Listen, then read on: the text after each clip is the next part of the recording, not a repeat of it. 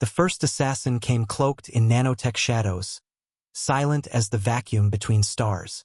He found her sitting alone at the edge of a crater on Kesper Prime, watching a sunrise she would never see again. Or so he thought. Before he could even raise his plasma blade, the human girl looked over her shoulder and smiled. "You're late." Her name was Captain Elena Ward, 23 years old, born on a burned Earth, raised in orbital shelters, trained by a species that believed pain was a form of prayer. She wasn't a soldier by choice. She was one by survival. The assassin lunged.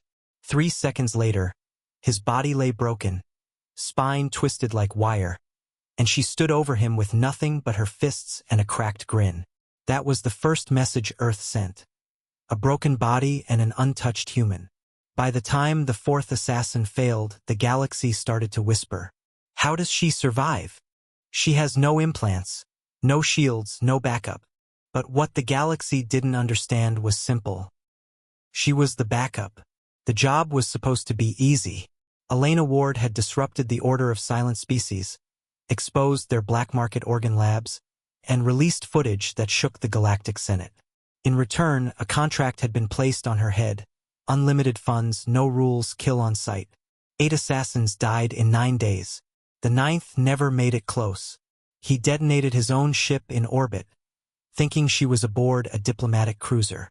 She wasn't.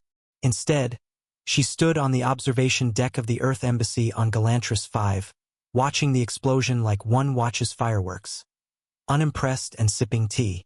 The EarthGov ambassador merely raised an eyebrow and said, "Another one?" She nodded. "That's 9. They're getting sloppy." The galaxy mistook humanity's silence for weakness. They forgot who humans were before Earth fell into ash. When the 10th assassin was caught by Earth's AI surveillance grid, he was kept alive. Not because Earth was merciful, but because Earth was finally ready to speak. The transmission was broadcast on all open channels.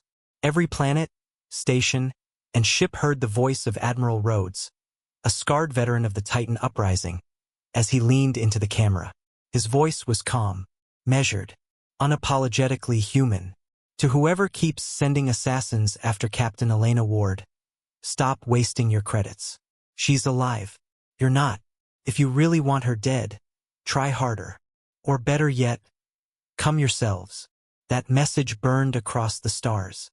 Captain Elena didn't ask for that response. She didn't need Earth to fight for her.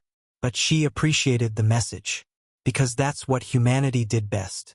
They endured. They adapted. They bit down on pain and spat out fire. The 11th assassin came in the form of a biologically engineered mimic, pretending to be a child begging for help on a war-torn moon. She offered him food and a blanket, then slit his throat when he twitched wrong. The 12th came with invisibility and telepathic shielding. She wore noise-canceling boots. Elena lured him into a zero-gravity chamber, shut off the lights, and danced with him in darkness. Only one of them floated out. After the 13th failed, the order gave up. But something worse came next. A Galactic Coalition warcruiser accidentally targeted the human embassy on Trena 9. They claimed a malfunction. The response wasn't a message this time. It was a fleet.